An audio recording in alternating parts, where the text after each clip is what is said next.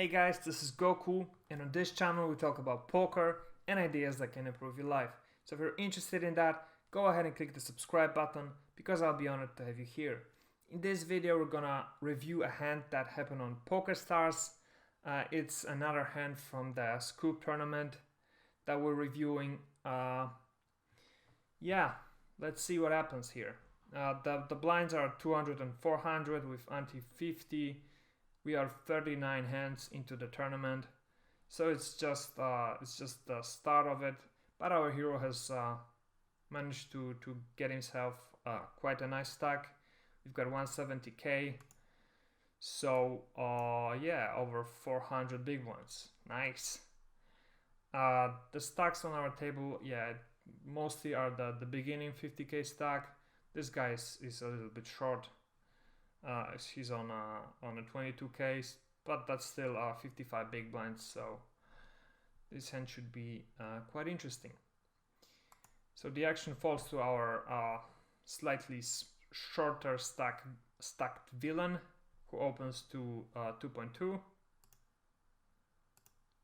Then the cutoff calls, and with King Jack here, certainly we have couple of options. We could 3-bet occasionally with a hand like King Jack off here, or we can just call.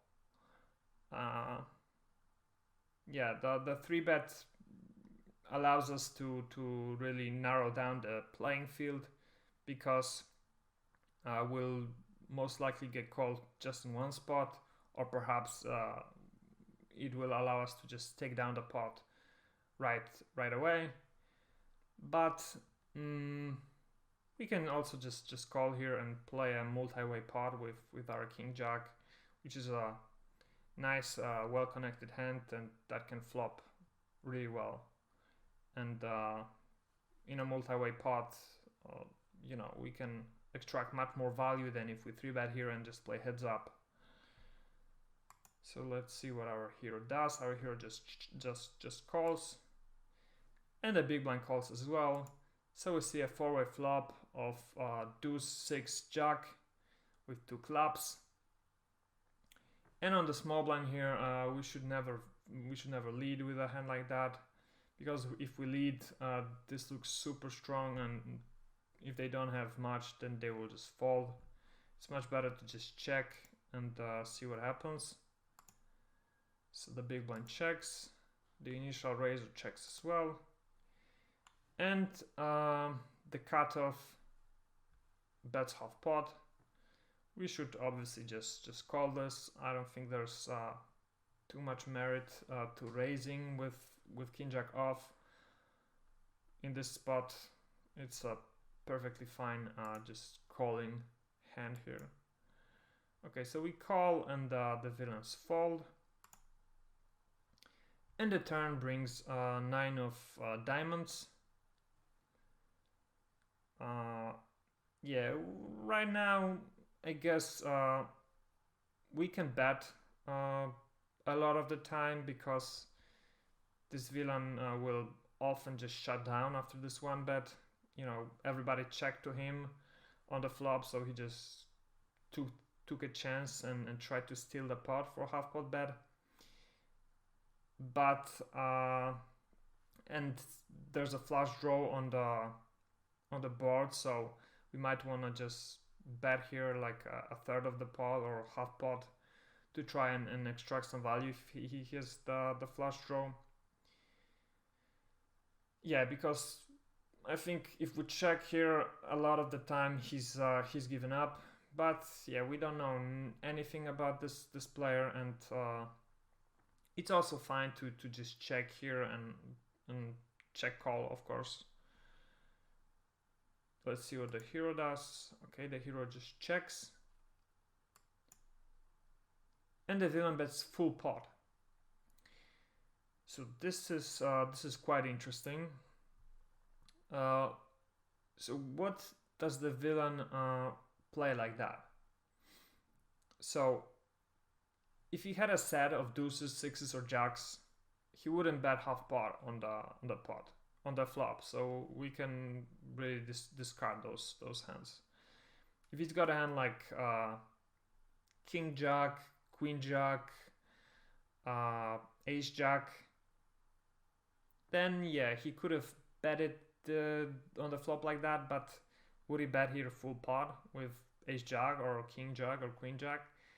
No, really, the only hand that makes sense for him to bet like that is a hand like 6-9 and like jack 9, perhaps a hand like 3-4 of clubs, or some kind of a flush draw that he's just trying to push us off our small blind big range, so wide range. So if we have a hand like jack 8 or jack 5 or something and we call the flop, he just wants to push us off this weak jack.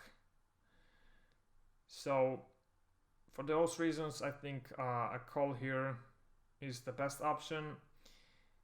I don't think it makes much more. It makes a lot of sense to raise him, because if he's bluffing, then he will just make him fold. And if we just call here, then we can reevaluate on the river and perhaps get some more money off him. And yeah, the hero just calls. And the river is a very interesting card. It's a queen of clubs, so the flush draw does come in, and also some straight draws come in. So if he had a hand like queen 10, 10-8, then he just got there. If he had a hand like king 10, he also just got there. But really, I think really 10-8 is the only hand that makes a lot of sense if we took this line. But yeah, perhaps let's see what the hero does first. And the hero obviously just checks. Yeah, with the flush completing and the possibilities of the straight, and the way that the villain bet full pot on the turn, I don't think we should ever lead here. Maybe a dong bet of quarter of the pot sometimes is not a bad idea, but that would be probably with weaker hands than ours. So we checked, and the villain now bets half pot. So this is quite interesting, because he bet half pot on the flop, and he bet full pot on the turn, and now he bets half pot. So just based off of his betting, I think we can really discount him from having a flush, because doesn't make much sense for him to bet just half pot here after he bet full pot on the turn, if he just got there. He made the flush. If he had a hand like king 10 or 10-8, which I just mentioned, then he's probably also betting more here.